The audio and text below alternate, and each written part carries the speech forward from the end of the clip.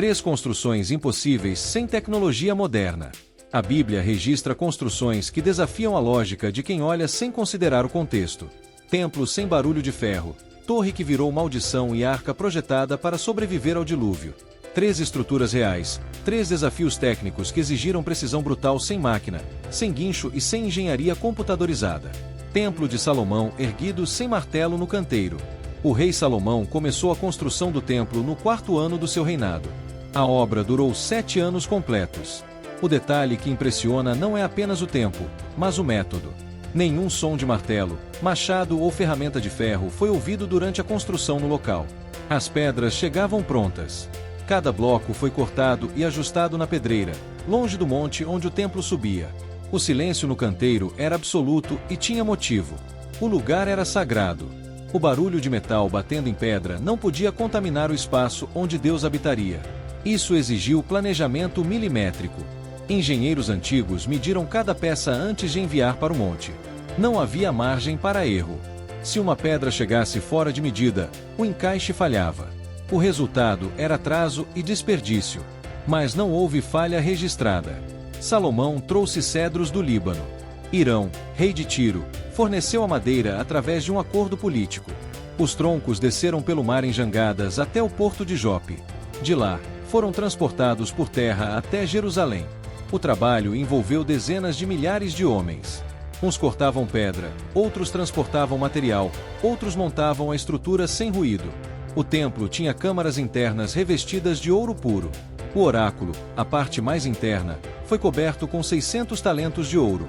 Cada talento pesava cerca de 34 quilos. Multiplique isso e veja o peso de metal precioso aplicado em paredes, portas e até no chão. Querubins esculpidos em madeira de oliveira foram cobertos com folhas de ouro. As asas desses querubins mediam 10 covados cada, o equivalente a mais de 4 metros. Eles ficavam no oráculo, e as pontas das asas se tocavam no centro da sala. A estrutura do templo media 60 covados de comprimento, 20 de largura e 30 de altura. Convertendo para metros, isso dá aproximadamente 27 metros de comprimento, 9 de largura e 13,5 de altura. Não era um prédio gigante comparado aos padrões modernos, mas a riqueza e a precisão superavam qualquer coisa da época.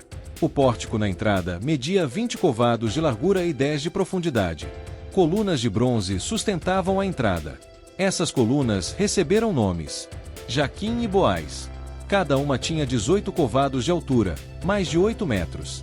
O bronze fundido foi trabalhado por Hirão, artífice enviado de Tiro, especialista em trabalhar o metal. Ele criou os capitéis das colunas com desenhos de romãs e lírios. O mar de fundição, uma bacia gigante de bronze para lavar, media 10 covados de diâmetro. Cabia 2.000 batos de água, o equivalente a cerca de 44.000 litros. 12 bois de bronze sustentavam essa bacia, 3 voltados para cada ponto cardeal. Por que tanto cuidado com medidas e silêncio? O templo não era um prédio qualquer. Era a casa de Deus entre os homens. O lugar onde a glória divina desceria e habitaria. Cada detalhe importava. A ausência de barulho de ferro no canteiro mostrava respeito e planejamento. O corte das pedras longe do monte evitava profanação.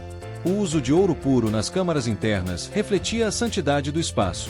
Salomão sabia que a obra não era dele. Era de Deus. E Deus merecia o melhor que a engenharia e o artesanato da época podiam oferecer. Quando o templo ficou pronto, a Arca da Aliança foi levada para dentro. A nuvem da glória de Deus encheu o lugar de tal forma que os sacerdotes não conseguiam ficar de pé para ministrar. O peso da presença divina era físico. O templo cumpriu seu propósito.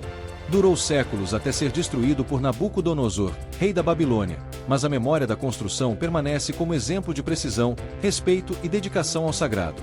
Torre de Babel que subiu até Deus intervir. Depois do dilúvio, a humanidade voltou a se multiplicar. Todos falavam a mesma língua. Todos entendiam uns aos outros sem problema. Não havia barreira de comunicação. As pessoas migraram para o Oriente e encontraram uma planície na terra de Sinear. Ali decidiram se estabelecer. A ideia era construir uma cidade e uma torre que alcançasse os céus. O objetivo não era apenas erguer um prédio alto. Era fazer um nome para si mesmos. Era evitar dispersão. Deus havia ordenado que a humanidade se espalhasse e enchesse a terra. Mas o povo quis ficar concentrado num só lugar. A torre seria o marco dessa unidade. o símbolo da força coletiva que desafiava a ordem divina. Eles usaram tijolos queimados no lugar de pedras. Usaram betume no lugar de argamassa. A tecnologia da época permitia isso. O processo de queima dos tijolos deixava o material resistente. O betume, um tipo de asfalto natural, servia como cola forte entre os blocos. A construção avançou. A torre subiu. Não há registro bíblico da altura exata, mas o texto deixa claro que a intenção era alcançar o céu. Isso pode significar uma altura impressionante para os padrões da época ou uma ambição simbólica de igualar-se a Deus. A questão não era apenas técnica. Era espiritual. O povo queria autonomia. Queria glória própria. Queria segurança sem depender de Deus. Deus desceu para ver a cidade e a torre que os homens estavam construindo. A expressão é irônica. Deus não precisa descer para ver nada. Ele vê tudo de qualquer lugar. Mas o texto usa essa linguagem para mostrar o contraste entre a grandeza humana e a insignificância diante do divino. A torre que parecia tocar o céu era pequena demais para chamar a atenção de Deus sem que ele descesse. A avaliação divina foi clara. O povo era um só. A língua era uma só. O que começaram a fazer era apenas o começo. Nada do que planejassem seria impossível para eles. Isso não era elogio. Era constatação de perigo. A unidade sem submissão a Deus gera rebelião organizada. Gera construção de impérios humanos que ignoram o Criador. A solução foi direta. Deus confundiu a língua deles. De repente, ninguém entendia mais ninguém. O pedreiro não compreendia o carpinteiro. O supervisor não conseguia dar ordens. O engenheiro não sabia o que o operário estava dizendo. A obra parou. A confusão era total. A partir daí, os grupos se separaram por afinidade linguística. Quem falava a mesma língua se juntou e foi embora para outra região. A dispersão que Deus havia ordenado aconteceu de forma forçada. O nome do lugar ficou Babel, que significa confusão. A torre inacabada virou monumento da arrogância humana. A cidade que seria o centro do mundo virou apenas mais um lugar abandonado. Babel ensina algo sobre limites. A tecnologia permite construir alto. A organização permite mobilizar multidões. Mas nada disso garante sucesso quando o projeto ignora Deus. A torre caiu não por falha estrutural.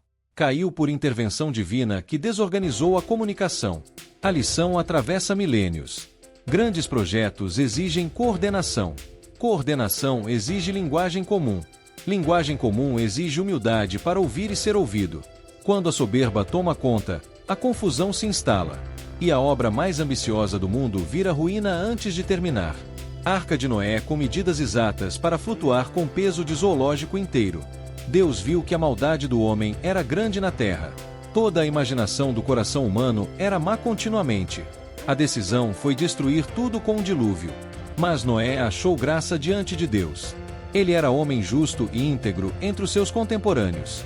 Deus deu a Noé uma ordem específica. Construa uma arca. As medidas vieram direto de Deus. 300 covados de comprimento, 50 de largura e 30 de altura.